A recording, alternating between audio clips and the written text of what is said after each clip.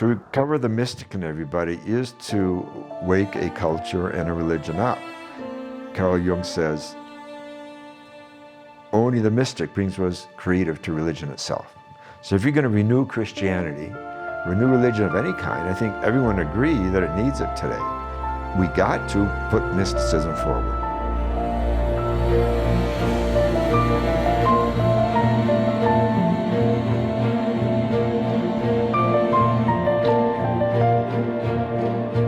You don't know me, not yet. I'm the filmmaker here. I was traveling through Europe after a summer art program in Italy. It was 1983. All I had was a few dollars, a sketchbook, and a journal. Compared to my college hometown of Boulder, Colorado, Spain was awakening after decades of Franco's repressive rule. As I wandered in Barcelona's Las Rambla alleyways, where a young Pablo Picasso once lived, I felt a seductive promise whirling around me, like the Greek muses, enticing me to cross their threshold, to truly acknowledge the creative force within me. But what future ordeals lay ahead? What if I just kept moving and refused to acknowledge their call? My body and mind felt disconnected. More questions than answers popped up. Did my existence matter? Did I have a spiritual purpose? How would I make a living after college with a degree in fine arts? Everything simmered in that summer heat, a panic attack of sorts, which I later learned was consistent with an existential crisis. While I would like to say that I walked into a church and was comforted by St. Hildegard of Bingen, who is the subject of this film, that occurrence wouldn't happen until years later. I discovered the revolutionary call to action I had previously heard was a woman from the 12th century, a saint, whose influences in music, medicine, art, and theology are still being felt today.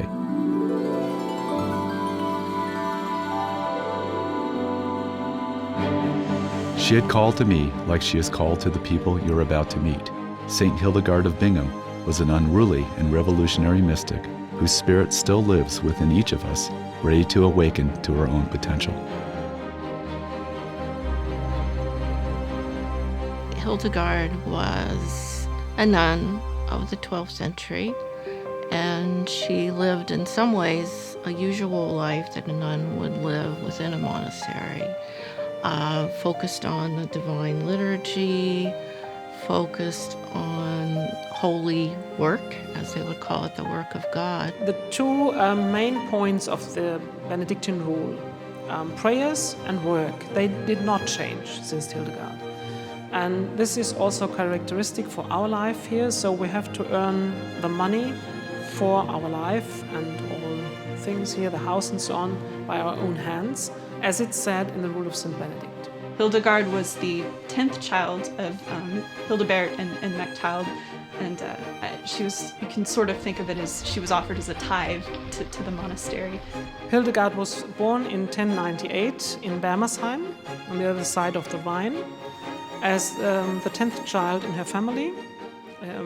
Her parents were noblemen, and with 14 years she came to the Disi-Bodenberg. And remember that marriage was arranged for political reasons, and maybe Hildegard wouldn't have been, well, seemed like she might not have been a great obedient wife because she had a lot of character, personality, and intelligence, and that was obvious right away. And she was given into the care of a woman named Judah of Sponheim, who was an anchoress in that monastery. And that means a woman who would have been enclosed in an area for a life of prayer and reflection. And there's controversy about how healthy Jutta was. After Jutta died, it was like she blossomed, and she did do things in a different way. And my interpretation has always been, look, this woman was her mentor.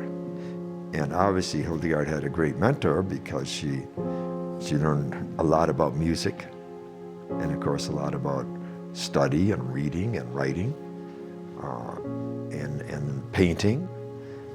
So all those, it seems to me, all those skills and arts were passed on to her by someone as a child, and Jutta was her mentor. Oddly enough, Hildegard doesn't mention Jetta very much in her writings, and Jetta had this very ascetic, strict observance of the Benedictine rule that Hildegard, when she eventually takes control, does not necessarily follow. Hildegard is much more moderate in her interpretation of the rule, and I wonder if that in itself can tell us that Hildegard was actually rather overwhelmed and disenchanted with it when she was a young girl. Jetta's own interpretation of it was, I can imagine, too strict in some ways for Hildegard. I'm really glad that Hildegard didn't have the same kind of spirituality that Jutta did. I don't get into the flagellation and the beating of the body, because to me, and I think to Hildegard, from what we know about her and how she adorned her sisters, the body was the temple of the divine, and you don't beat that up. Because for me, to live in the cloister meant that I was truly the bride of Christ, and I would never leave there. And I could be in communion through meditation and prayer, and deeply intimate with the Christ energy.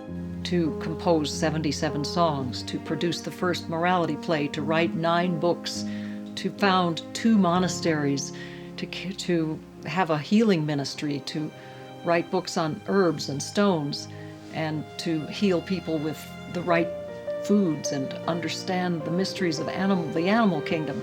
It just blows your mind. And so yes, she was the saint of creativity for sure. To be a superstar in the Middle Ages meant to excel in holiness. And yes, she was. She was recognized by people not just in Germany, but all over Europe as a very special person, a superstar, if you will. People wrote to her, they came to her. Once her fame was established, she had many visitors. She received letters from many places. So when we think about what her monastery would have been like, we need to remember there was a lot of activity. It says all of creation is a symphony of joy and jubilation. And when Hildegard was a little girl, she had visions. And this, of course, was one of her visions, which she didn't reveal until her midlife. She heard a voice telling her to write down all she heard and saw. She heard the voice of the living light calling her to preach. And I remember the day in my kitchen when this awareness was really coming to my consciousness, and I sat down and I said a quick prayer. Please take this away from me. I don't want to do this, it's too scary, and please take this away so that I can just be like I was before. Just totally shook her by the strength of it, because God told her to speak and write what she heard and what she saw. She was really bedridden half the time. She was in a lot of pain. Kept it in for a while, then she discussed it with her secretary and mentor, who went to the abbot and said, listen, abbot, Hildegard had this vision, and she's very convinced that God is telling her to speak and write, and I believe her. So she went off to preach in public, not just to priests and monks, nuns, but she spoke in public, in cathedrals and public squares. And at the same time, she showed tremendous courage for somebody who was that sick, to go out to face whole armies of people, because as you know, she preached to armies, not only to lay people wherever she was, and she made them come to their senses and come to a higher dimension in life. I think that was what she was very, very good at. And of course, we all know there's no turning back. And once the opening begins, it just continues to unfold. And so Hildegard was so important to me, because I think from her I gained courage, I gained that inner strength. Right, well, the rebellious mystic. But the prophet, therefore, As Eshel says, the prophet interferes. And William Hawking says the prophet is a mystic in action. So you get the energy and the passion from the mysticism, but then you carry it into cultural criticism and offering of cultural alternatives, and that's where the static happens. That's where you come up against institutions and those who are profiting from them, and you have to speak truth to power.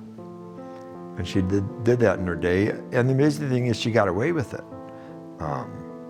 which was unique for a woman in her time, and indeed it would have been for a man too. And that sense of being called in all those in various ways, one of them being to interpret the scriptures, that's part of the 1141 vision also, moved her to keep writing. So she started to write her big works, the Stibias, between 1141 and 1150, and the Liber Vitae Meritorum in the 1150s, and the Liber Divinorum Operum in the 1160s. It also moved her to keep studying. She devised what we might think of as her own program for continuing education. She wrote 2 works on we call nowadays medicine, but it's not really about medicine because she compiled the knowledge of her time concerning herbs and such things. And it is a difficult thing because you cannot divide it from the Creator, from God. And if you do that, then it goes in the esoteric way and something like that. And this is not what we want to do in our shop. So we have just some herbs or something, but not what other people would like us to have. So. She wrote her books through visions, through inspiration.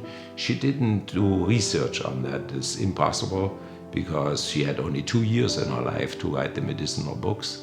So, and it's about 2,000 remedies. So how can you make research on people with 2,000 drugs? So it was inspired. She, for example, she took the stone in her hand and says, what's with the chalcedony? What kind of healing forces are in there? And she got that idea inspired or in vision and dictated that to a monk because she was not able to write herself. I believe that Hildegard was not just a personal one-on-one healer, but she was a societal healer. And I believe that she actually looked at some of the structures of our society and tried to bring about change. And she had many men at that time very much respected her because she spoke from and she wrote from such a place of inner authority that came from her mystical relationship with creation. In the Physikas are 9 volumes. Here is the remedies of the spices. She has about 350 spices and herbs. She has trees. She has 55 trees. She has precious stones, 24 precious stones. She has the fish, the healing forces in fish, in animals, in reptiles, in metals, and even in the 4 elements. She can heal with fire, with breathing, and with water, and with earth. She felt a connection to stones and knew that stones have a healing power too. So it's all these things in creation that by opening ourselves up to them in a mystical way, we can become healers of ourselves. So she didn't actually heal people. She opened up a space in their spirit where they could heal themselves through a relationship with the plant world and with stones. So we have more of her intellectual contributions to her culture than we do for any woman from the Middle Ages. And I think if she were a man, she would be recognized perhaps as one of the greatest figures of the Middle Ages. Hildegard had a sense of being human that never departed from her. And for her, the human was beautiful. she really believed that being made in the image of God meant that we too are creators. And so we sort of have a responsibility to create, to add to that which is good, you know. God said, you know, let there be light, and there was light and it was good. And so that's part of our divinity, is to create goodness and beauty. God loves man, and his love flows over the world, which she says in one of her songs, Caritas Abundat. And this is also a very important point people have to know nowadays. I think she opened up people's hearts, not their minds, but their hearts, to having this relationship with Jesus, with creation, through prayer. That God wants to be in relation with man. And that's why he created the world where we live. And because Adam and Eve did not work so good at the beginning, he tried to come into relation with human beings again by sending his son in the world. And this is the important message, which also is nowadays an important message still. I think theologically it all boils down to her theology of the Holy Spirit. Now, this is echoed in other creation-centered mystics such as Thomas Aquinas and Meister Eckhart. Aquinas says the same spirit that hovered over the waters at the beginning of creation hovers over the mind of the artist at work. In other words, creation is still going on, and in a special way in human imagination. And Hildegard says that too in her own words. You may wonder how I became attached to making this film. Letting go of a fast filmmaking festival that had run for 9 years helped to create the new opportunity of time. I also wanted to spread the creativity and inspiration I saw occurring in our community to a wider audience. It was time to put my energies into doing something even bigger. There is a synchronicity at play when one door closes and another door opens.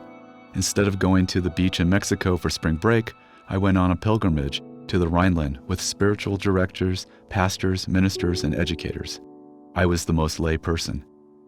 What I have found is that people who really want to make changes in their life will seek out spiritual direction. People that are stuck and they don't know why they're stuck. People who are ready to embark on something life-changing. And what they really need is a spiritual director. They need someone to walk beside them. They need someone to journey with them. They need someone to pilgrim with them.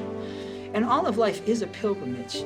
And here we are in Germany on a pilgrimage, learning more about Hildegard of Bingen, learning about how she was a spiritual director, learning how she valued spiritual direction. And that's another thing. No spiritual director, in my book, has the right to be a spiritual director if they don't have a spiritual director, because we're all on the journey, and none of us has ever arrived. It was billed as a rebirthing retreat, timed to coincide with spring equinox. As I walked the grounds of Dizzy Botenberg, the hilltop sanctuary of Hildegard's first abbey, above 2 rivers, there was a thin veil of past and present. The place felt holy. It is a place to explore alone, but I never felt alone. You could almost hear the singing of Hildegard's nuns amongst the trees on that cold March day.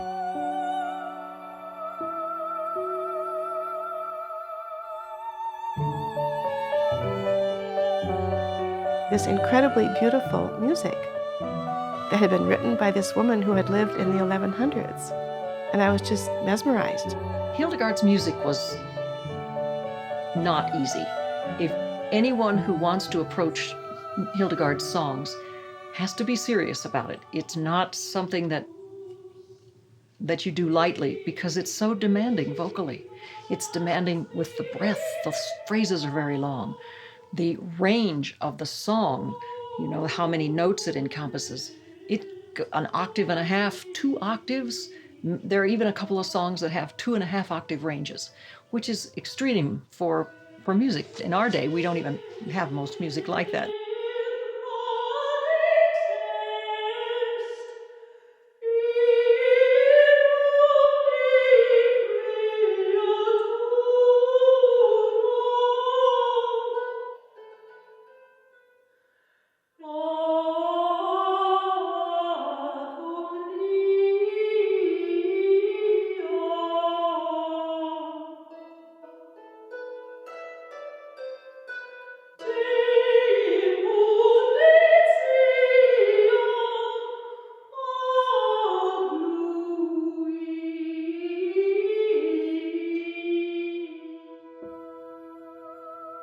Die Grundlagen von Hildegards Musik sind eigentlich so früh, dass es in dieser Zeit ganz wenig Forschung gibt.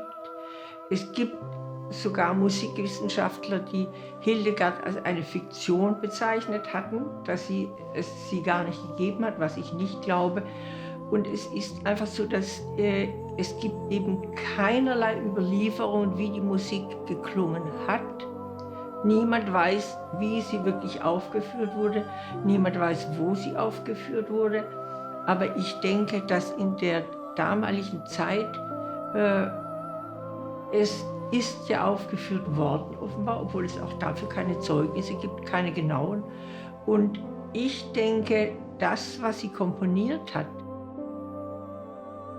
ich gehe davon aus, dass ein Komponist, der heute lebt in einer Umwelt, die er auf das Papier bringt. Und eine Komponistin wie Hildegard hat sehr viel früher gelebt, aber hat auch ihr Leben im Kloster, ihre Gedanken in diese Partitur reingebracht. And as far as we know, Hildegard's music is the earliest music that we know for sure was written by a woman. She heard her songs in her own spirit, and those songs, she said, were from her visionary work. She would hear the music, she would hear the words, and then she would put it together and sing it, probably. She probably sang it as she composed, and I'm very familiar with this kind of composing because my own mother was a very accomplished church organist and composer, and she would just say, well, I just hear it in my spirit, and then I write it down. God dictates it to me and I write it down. And I can hear Hildegard saying that. Carl Jung says it's to the mystics there belongs what is best in humanity. So it's not just about religion, but it's about humanity itself getting on its feet and being itself, its better self, its authentic self. For that too, the mystics lead the way because they're at the edge of human consciousness. And they're wrestling with the extremes, whether it's wrestling with the extremes of evil or the extremes of ecstasy and of creativity. They have so much to say. Hildegard is a good example. She had this concept called viriditas, which is the greening power in all of creation that makes sense more and more as we come to know more about ecology and environmental issues. Got real in touch with the greening, wore green almost all the time, wore a lot of green dresses, skirts, got into wearing long skirts a lot and a lot of green because there was something about the flowing of the green.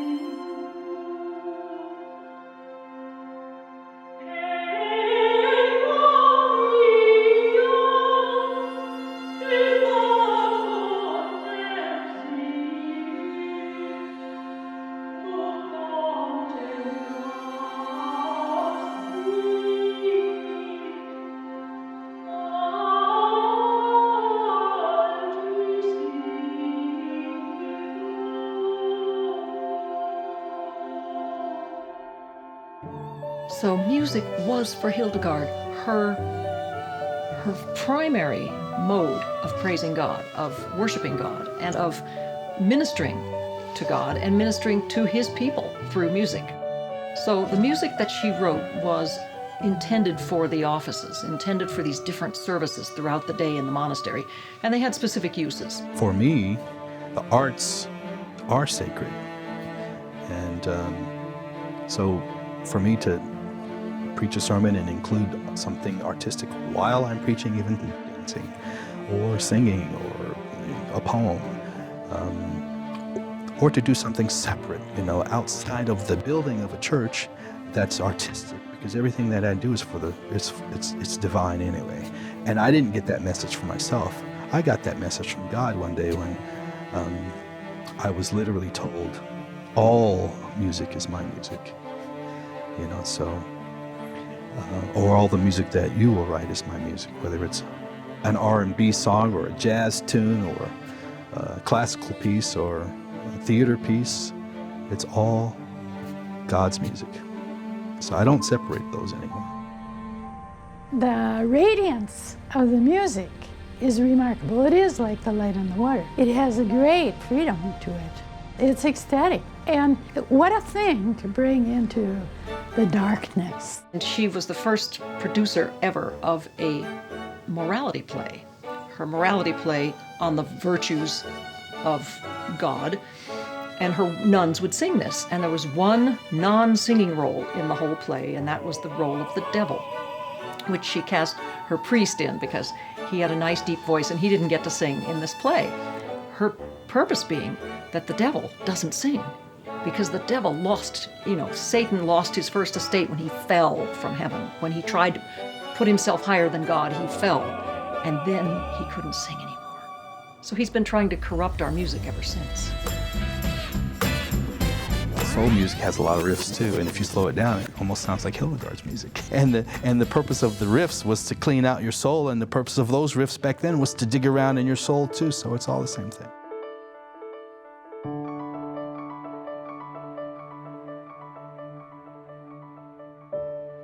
Sie hat Medizin gemacht, sie hat Ernährungskunde gemacht, sie hat Philosophie gemacht, sie war Äbtissin, alles. Sie hat so viel gemacht und ist dadurch, glaube ich, fast weltweit in eine ganz bestimmte Richtung genommen worden und vereinnahmt worden, was ich nicht gut finde. Ich denke, sie hat so einen ungeheuren Wert als Komponistin auch gehabt. Und um diesen Wert wieder richtig zu würdigen, deshalb habe ich dieses Stück genommen und habe es wirklich über die Jahre hinweg ausgearbeitet, immer wieder verändert, immer wieder neu gemacht. Und deshalb war es jetzt auch so, dass ich damit eine wunderbare CD-Produktion machen konnte, worüber ich sehr glücklich bin, weil damit kann man, ich will mal sagen, sie als eine andersdenkende Frau schon zu ihrer Zeit auch hinstellen. Und diese Vereinnahmung von diesen verschiedenen Richtungen, die finde ich persönlich einfach nicht sehr gut, weil ich finde, wenn man eine historische Persönlichkeit nimmt und sie sich zu eigen macht und sagt, die gehört mir, die gehört uns, die gehört der Medizin, die gehört dorthin, das finde ich nicht gut, weil ich finde, ein Mensch hat auch, wenn er nicht mehr lebt, ein Recht zu leben, im Geist, mit seiner Arbeit. Und das war eigentlich die Idee von uns, Hildegard da zum Leben zu rufen, weil es war einfach eine ungeheure Frau. In some religious practices, a relic usually consists of the physical remains of a saint or venerated person preserved for the purposes of veneration as a tangible memorial. The first time I encountered the reliquary of St. Hildegard, there was no denying that sweetness, like a flower to a bee. Our group, having been invited by the nun to make an offering of song, did so, and having not practiced myself, I found myself singing in perfect harmony as tears streamed down my face. I was not alone.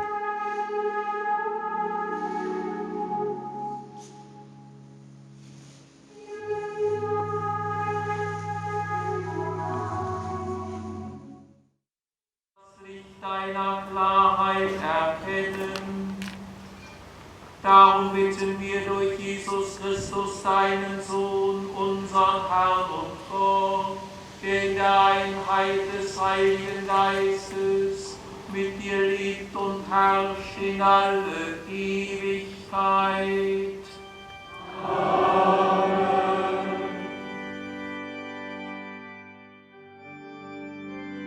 When I returned 6 months later, it was her first official feast day. I was walking with Saint Hildegard and part of a great wholeness that is limitless as I discovered that auspicious day. There I was with her in that brisk September air, walking together.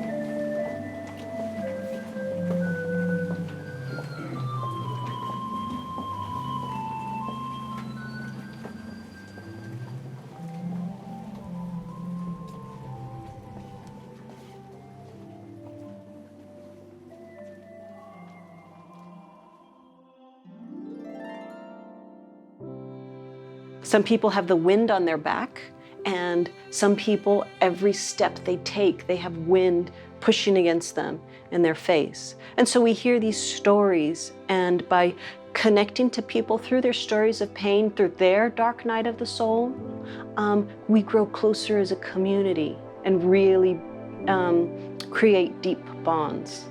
And so all of this, like Hildegard and her mystical way of being, is in all of this. So she created mandalas through art, and what I'm doing is creating mandalas of people. And one of her mandalas, it has angels all around the side of it. And so when I sit in circle with these men in San Quentin, we're sitting shoulder to shoulder, and I feel we are creating that mandala. We are becoming angels guiding each other in how we can really connect and interconnect to ourselves. So she says that when humans are sinning on earth, it disturbs the heavens above. Those of us who believe in global warming, that the environment is being damaged by humanity's actions, can, I think, connect to this and see that as a sort of sin, if you will, to which the heavens are replying. I know when I've talked to people about Hildegard's views and how the heavens shake in response to what humans are doing, they immediately connect with that and say, well, of course they are. Look what's happening. The heavens are shaking and doing other things. To be a doctor of the church means you are an intellectual. You have intellectual prowess. Other doctors of the church would be John Duns Scotus, who's a 14th century theologian who wrote great lengthy treatises on disputed questions of deep intellectual work. Bonaventure, the seraphic doctor, and Thomas Aquinas are other examples of doctors in the church. There are very few women doctors in the church, and for Hildegard to be named one of them is to speak to her intellectual prowess and her ability as a theologian, her theological acumen, and her she's on par with Aquinas, is what that means. You cannot have a higher Nobel Prize than being the doctor of the church throughout the world. Yeah. The study of God does not necessarily have to be divorced from the study of science or the study of art or the study of music. It's something that floods through all of life. As a theologian, she saw it as her duty to understand life through the lens of her visions and of scripture. And that did not necessarily divorce itself from scientific pursuit. Although the 21st century would certainly look at Hildegard's writings on medicine and probably scoff at them, the fact of the matter is that it was science in her day that she was engaging, and engaging quite well, which is an important lesson for any contemporary theologian, I think. I'm a trained naturalist. I'm a Naturwissenschaftler, which is a PhD.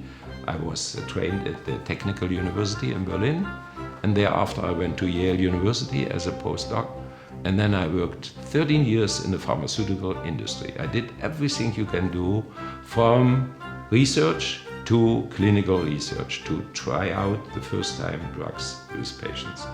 And after the end of my career in the pharmaceutical industry, I saw all you do is synthetical drugs. And I saw in the clinical trial that all those synthetic drugs have severe side effects. Even they sometimes bring that disease out which you want to prevent. So I looked more and more in nature, and I went more and more to Hildegard's medicine. And today I take Hildegard's remedy and scrutinize, and I look very scientifically into remedies and see the constituents, I see the molecules, I see what works together, and it's in harmony with our body. And this is the biggest mistake in the pharmaceutical company today, is that they don't look in nature anymore. You don't have to rediscover anything new, it's all there already. You only take it from nature, isolate it, and see what it does, and there's a lot of work to do. What I also feel, and this is very spiritual, Hildegard is the first one and the only one who has a Christian system of medicine in respect of a holistic system. She has spirituality, theology, cosmology, she has music and healing arts, and she has all in her books, in her work included. And this is our traditional healing system in the Western world. She had gardens, she grew herbs.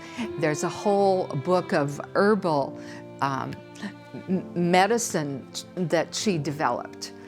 Natural healing. She's one of an ancient natural healer. And many of Hildegard's practices of using an egg for healing, of using herbs, of using stones, those are in the curandera tradition.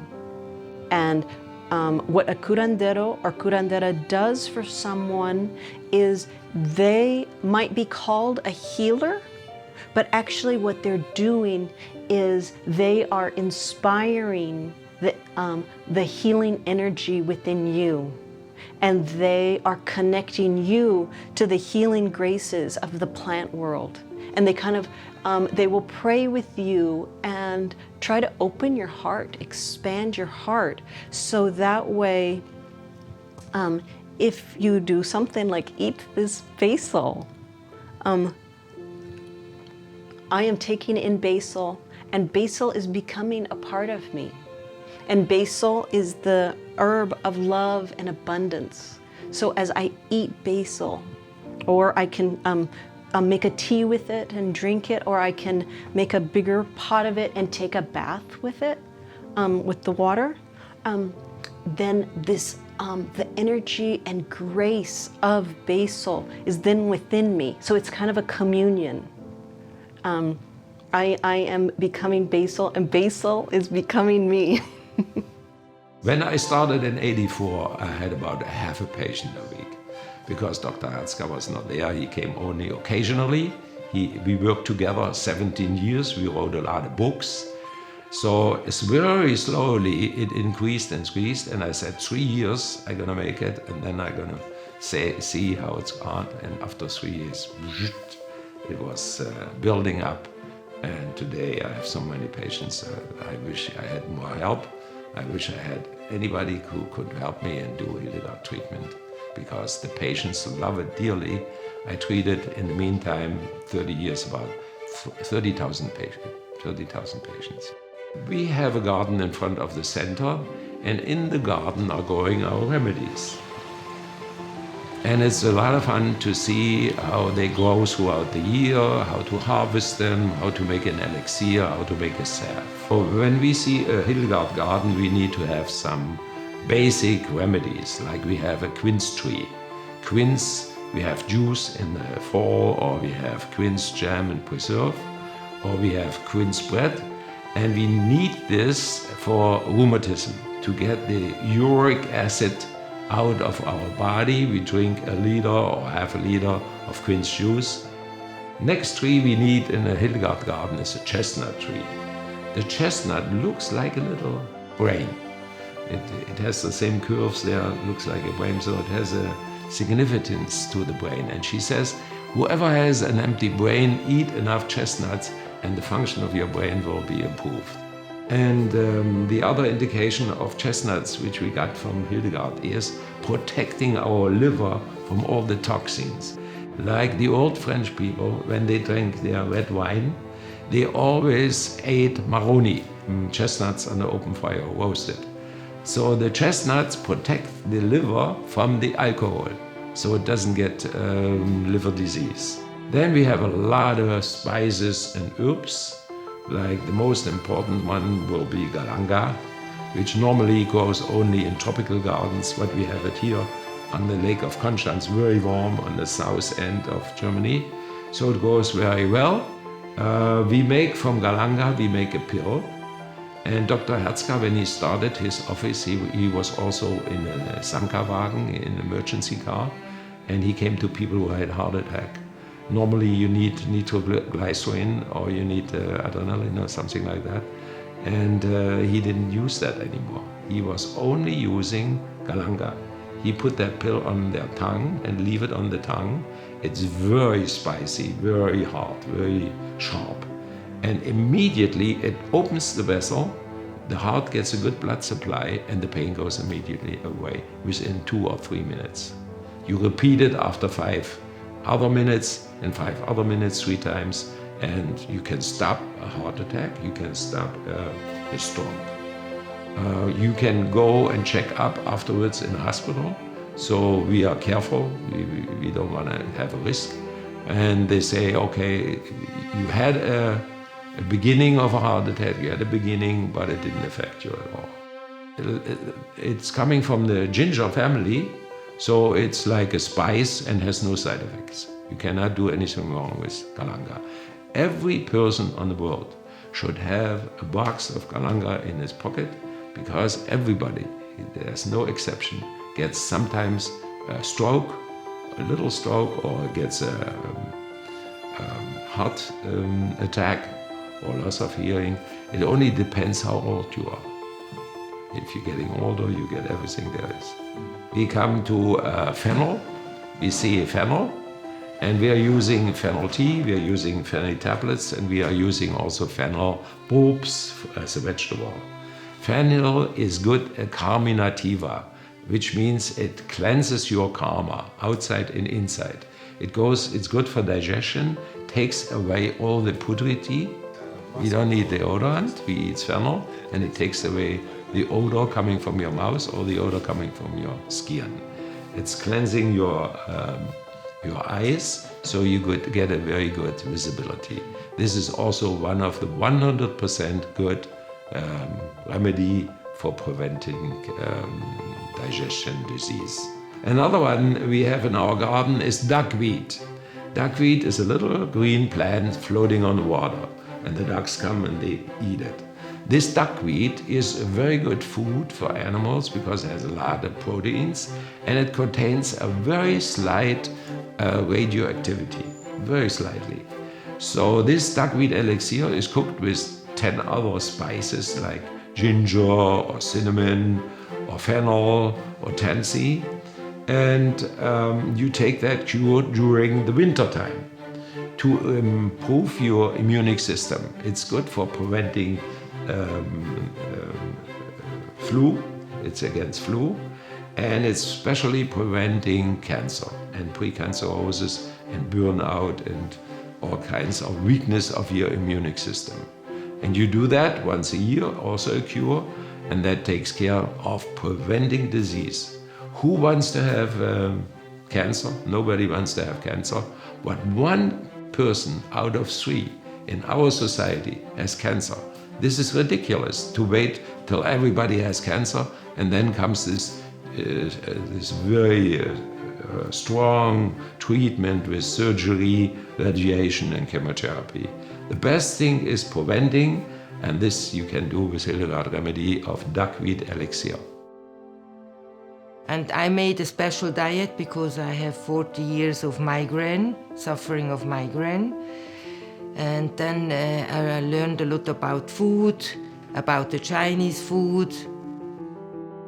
But then it's not our culture. Then I was looking also something in our culture. You know, it's best to eat what you are, it's what is in your surrounding, what is seasonal. And she inspired me very much to eat this healthy food and something which is really good for your body. She says spelt is the most important and the best grain found on earth. She even says Adam and Eve, they were eating spelt. Because it comes from Mesopotamia, where the paradise was. And the Egypts, they were eating it, the Greeks were eating it, the Romans were eating it, and of course here the Germans were eating also spelt for 5,000 years. And spelt not only contains the proteins and the carbohydrates and the fatty acids and the essential vitamins and minerals, it contains one substance which we have discovered only 20 years ago. It's called rhodanite or thiocyanide. Thio means sulfur, cyanide is what you kill people with, cyanide. And this substance, if it's together with the sulfur, is completely untoxic, and it's in our tears, it's in our salvia, it's in our blood, it's in the mother milk. The mother milk is giving the baby the defense system through this thiocyanide or rhodanite. And we found out that all the healthy cells have a combination of sulfur and cyanide, untoxic.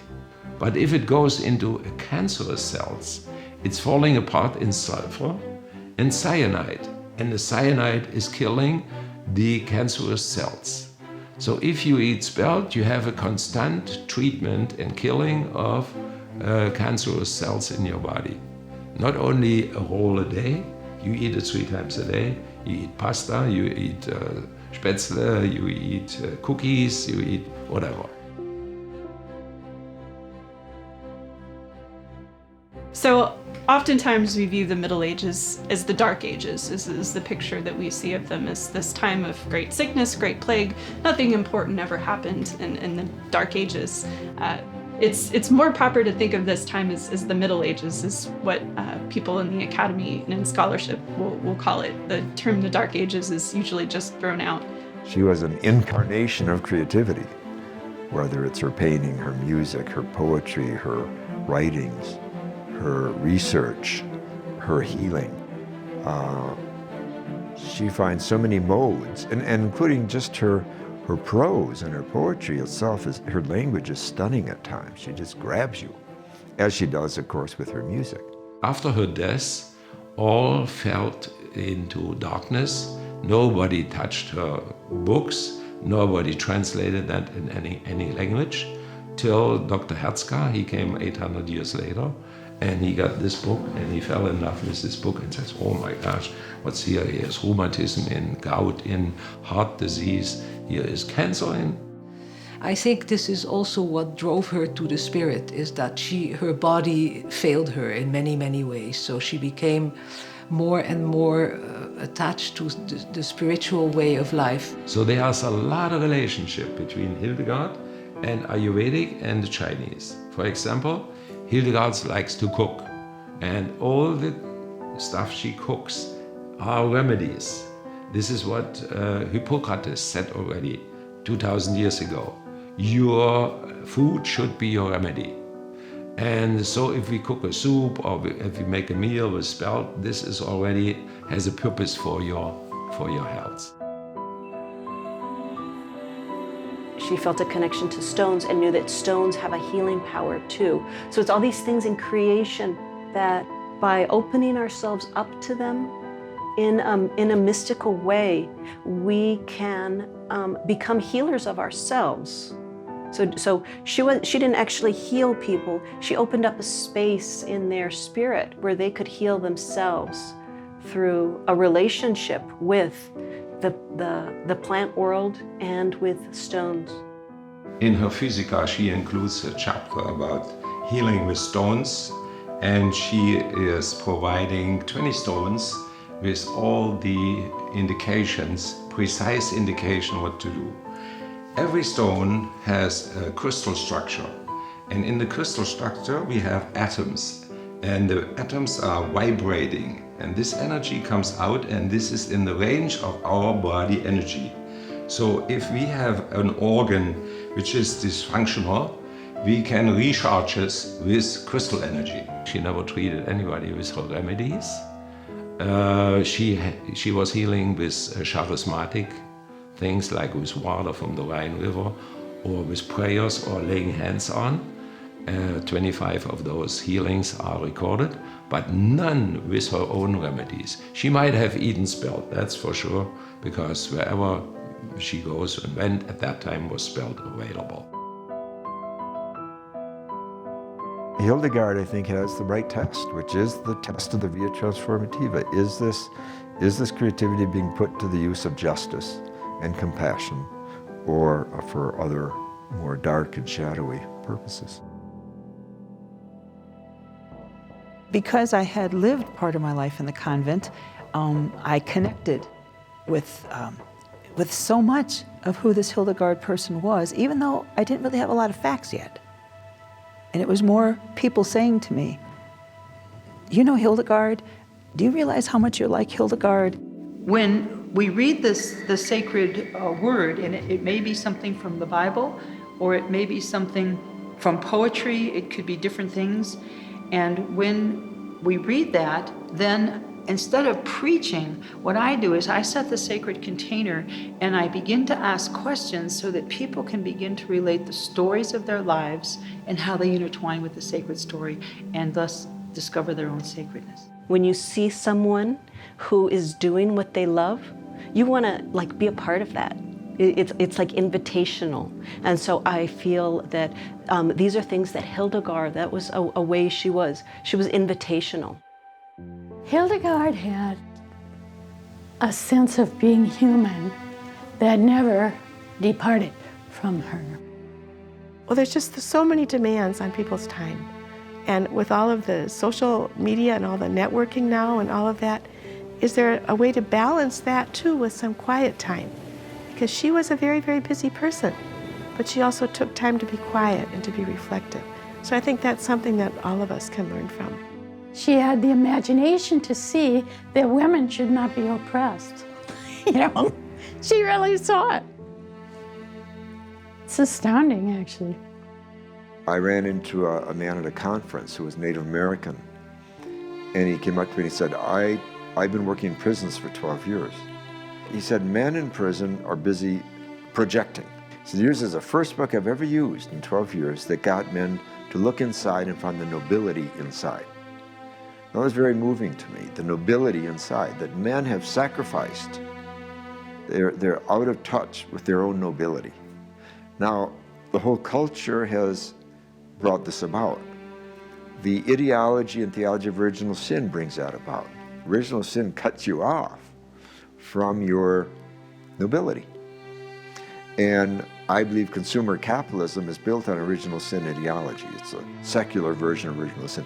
You don't have what it takes inside, so you got to buy this, buy this, buy this, buy this, and you can't afford any of it. And so you go around, being passive and depressed, and become a couch potato and buy more potato chips. So you can see this consciousness of isolation and of only a fewer mystics, only a fewer artists. It just builds a whole narrative of disempowerment. Our service is very interfaith, trans-denominational is what we've been calling it, because we do pick wisdom from all the traditions and try to incorporate it into our Sunday gatherings. And we always begin Sundays with Namaste, so the divine that's present in me recognizes and honors the divine that's present in you. And we honor each other with a bow. And then we take some time for meditation and move into a reading, and then I do a sermon. And then what makes our service unique is that we do what we call a unity ceremony every Sunday, and it differs based on what the theme is. But the idea is that we have a communal experience that we share together so that after the service we can process it together. And it's hopefully a spiritual experience that triggers things, challenges people, moves people out of their comfort zone, so that there's continual growth in the community. And we challenge each other with it. The Spirit flows through all things. It is what we tap into with what she calls greening power. And we tap into it with our imaginations and our creativity. This is why she says there's wisdom in all creative works. And obviously, I think you're absolutely right. I think it's a great idea. A patron saint of the artist would be Hildegard. It's that power of creation. We all need to think about what can we create in our world so that way we can affect profound change. And it's through doing what we love. Create what you love. And then in turn, I think that heals ourselves because it brings that very positive vibration and that very positive radiance and luminance to ourselves, to our work, and to all that we're doing. And this is why the Grecian tradition that Hildegard so fully incarnates is about empowerment for everybody. And we all have to find the cosmic Christ inside us. Hildegard paints it, the man in sapphire blue in every one of us. I've always taught, and I've created programs of pedagogy to bring the mystic out of people. So I've always taught this, that we're all mystics, and we should get off the pedestal and get others off the pedestal. Music was God's theology, God's technology to make us one with Him. You know, we all want to be part of that energy when we're singing. We want to sing with others. We want to be part of that uplifting that happens when we sing. So every element, she saw every star, every planet, the whole universe is sort of united within this idea of rationality. That's what gave it its greenness, its fecundity. The word was pregnant throughout all of creation. And she saw her role as a teacher as preaching and teaching and imbuing that rationality within her sisters as she taught and expounded upon the scriptures in her homilies and in her writings and in her art and in her music. And I think the other thing that resonates with us today is her boldness in speaking out to emperors, popes, people in power of all types, out of her moral conviction and from her moral teaching about what behavior furthers the good of all humankind and what behavior destroys it, destroys the universe, mars the history of salvation. So all along the line, humans have to be alert. This is what being a warrior means. You have to be alert. Who's paying a paycheck? Who's profiting from it? Who's suffering from it? That are unjust because they rupture the web of creation, to use Hildegard's term. If you sold your soul for that, you're complicit in the evil. Creative people can be bought, as Jesus said it, we sell our souls all the time. But I think she can be a model for us of holding to what's true for us and not going off, kind of half-cocked about thinking, well, what I think is right and no one else is wrong, but to really discern that and with other people, with resources, and then not to yield, not to give up their own conscience, not to give in to something that would really destroy their own sense of well-being and integrity. There's no one idea that Hildegard puts forward that we can use as the describing factor of her entire corpus. That it's so complex and so original that you can't say that there's just this one scripture verse that completely describes what Hildegard is doing. She's vastly hard to put into a box. Unlike other doctors of the church like Aquinas, which distinguishes her in a way, is both a visionary and, more importantly for me, is an intellectual.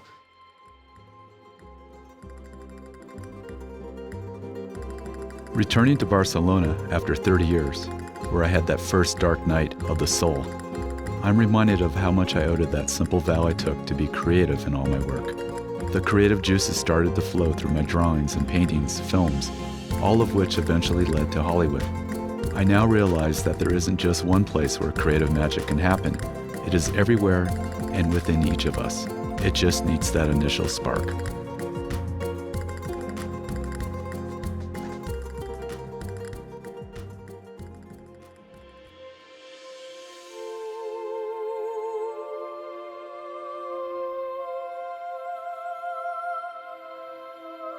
As I discovered, Hildegard's spirit is still alive, ready to awaken us to our own unruly mystic. It may take courage, but the end result is no less than becoming closer to the Spirit of God within each of us. I wish to inspire you on your own divine path of creativity and spirituality, the ultimate awakening to your own unruly mystic. That is my intention in this moment.